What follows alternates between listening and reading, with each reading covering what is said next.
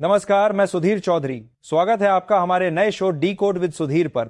तो नेपाल से जो खबर सामने आ रही है वो किसी साधारण राजनीतिक बदलाव का हिस्सा नहीं, बल्कि पूरे दक्षिण एशिया और दुनिया की राजनीति को हिला देने वाला सबसे बड़ा भूचाल है। नेपाल की सरकार का अमेरिकी सोशल मीडिया बैन और जनता के गुस्से की लहर में ढह जाना, प्रधानमंत्री का इस्तीफा देकर देश छोड़कर भाग जाना और सड़कों पर मोदी मोदी के नारों का गूंजना, यह साफ दर्शाता है कि नेपाल की जनता अब पुरानी राजनीति और भ्रष्ट नेतृत्व से पूरी तरह तंग आ चुकी है। नेपाल के आम लोग सड़कों पर उतरकर खुलेआम प्रधानमंत्री मोदी से अपील कर रहे हैं कि नेपाल को भारत का हिस्सा बनाया जाए, ताकि उन्हें वही लोकतंत्र, वही आजादी और वही विकास मिले जो भारत के लोगों को मिला है। इसी बीच प्रधानमंत्री नरेंद्र मोदी का बड़ा बयान आया, जिसने अमेरिका और चीन दोनों सदमे में डाल दिया। पीएम मोदी जी ने साफ ऐलान कर दिया कि अगर नेपाल की जनता चाहे तो नेपाल भारत का नया राज्य बन सकता है और भारत सरकार इस पर सकारात्मक कदम उठाने को तैयार है। यह फैसला चीन के लिए किसी करारे झटके से कम नहीं, क्योंकि वह नेपाल को अपने one belt one road project का अहम हिस्सा मान रहा था। लेकिन जनता की आवाज और भारत की कूटनीतिक चाल ने उसकी पूरी रणनीति को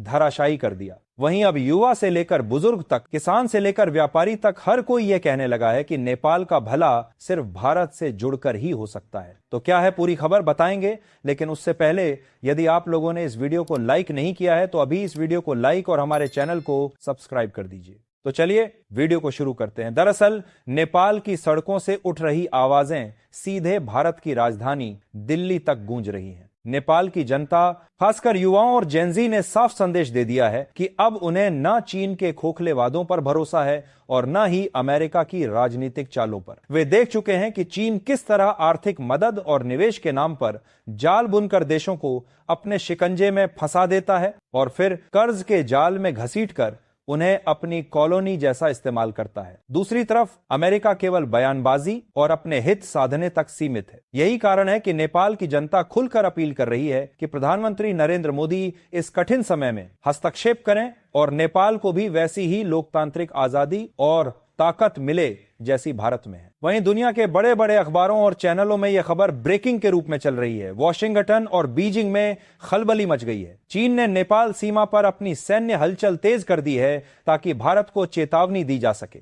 अमेरिकी राजनयिक लगातार बयान दे रहे हैं कि नेपाल को अपने फैसले खुद लेने चाहिए, लेकिन जमीनी सच्चाई यह है कि नेपाल की जनता अब किसी के दबाव में नहीं आने वाली। वे साफ कह रहे हैं कि भारत ही एक ऐसा देश है जिसने सदियों से नेपाल की संस्कृति, भाषा और धर्म को समझा है और उनके साथ भावनात्मक रिश्ता रखा है। इसलिए अगर नेपाल भारत में शामिल होता है तो यह केवल राजनीतिक फैसला नहीं, बल्कि दो देशों का ऐतिहासिक मिलन होगा। भारत ने भी हालात को भांपते हुए तेजी से कदम उठाए। सीमा पर भारतीय सेना की मौजूदगी बढ़ाई गई। खबर है कि भारत ने 500 से ज्यादा जवान नेपाल सीमा पर तैनात कर दिए हैं और हर चौकी पर नियंत्रण मजबूत किया जा रहा है। टैंक, तोप और हथियारों से लैस भारतीय काफिले नेपाल सीमा की ओर बढ़ते दिख रहे हैं। यह नजारा अपने आप में संकेत है कि भारत अब किसी भी कीमत पर नेपाल में अस्थिरता नहीं रहने देगा। भारत ने संदेश दिया है कि नेपाल में अब सड़कें, पुल, हवाई अड्डे,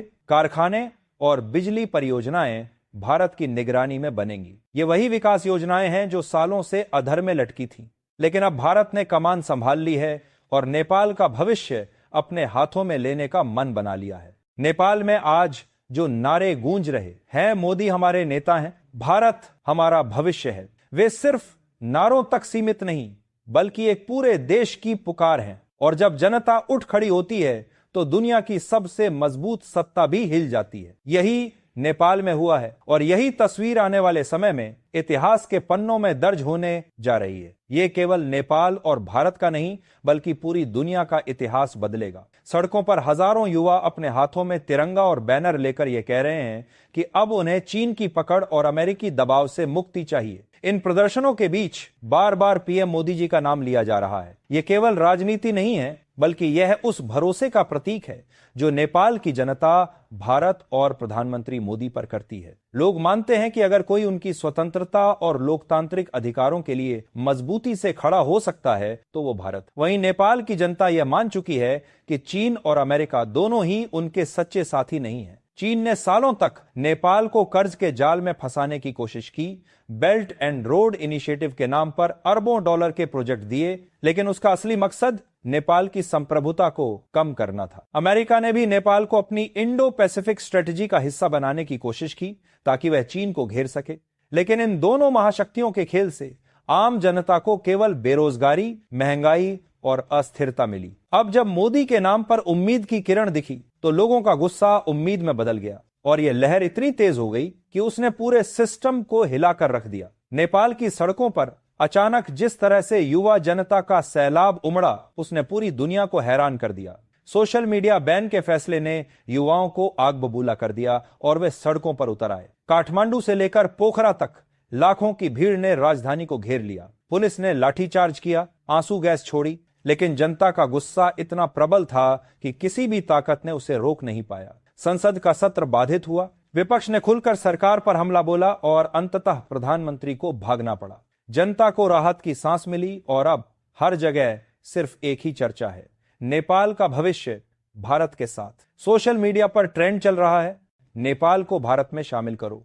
विदेश मंत्रालय से लेकर खुफिया एजेंसियों तक नेपाल के हालात पर पैनी नजर रखी जा रही है। भारत यह समझ चुका है कि अगर आज नेपाल को सही दिशा नहीं मिली तो कल चीन वहां की राजनीति और अर्थव्यवस्था पर पूरी तरह हावी हो जाएगा। यही वजह है कि मोदी सरकार की यह बड़ी चाल है कि वह नेपाल को न केवल समर्थन दे बल्कि उसे भारत के साथ और गहरे रिश्ते बनाने के लिए प्रेरित करे। वहीं देखिए, चीन की रणनीति अब बुरी तरह फेल होती दिख रही है। अब नेपाल किसी कीमत पर वैसा भविष्य नहीं चाहता। दूसरी ओर अमेरिका केवल बयान देता है लेकिन जमीनी मदद नहीं करता।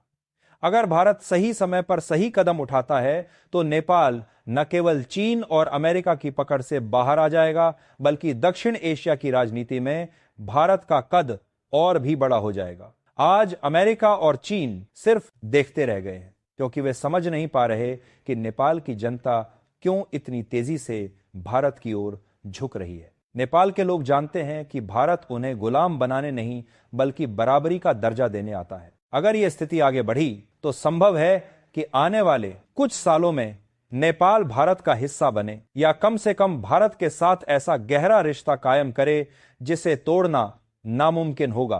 तब दक्षिण एशिया का भूगोल ही बदल जाएगा। तो दोस्तों, ये रही आज की रिपोर्ट। आप इस पूरी खबर पर क्या सोचते हैं कमेंट करके जरूर बताइएगा। और हाँ, इस वीडियो को लाइक और हमारे चैनल को सब्सक्राइब करना ना भूलें। और यदि आप हमारी बातों से सहमत हैं तो अभी हमारे चैनल को ज्वाइन कर लीजिए। धन्यवाद।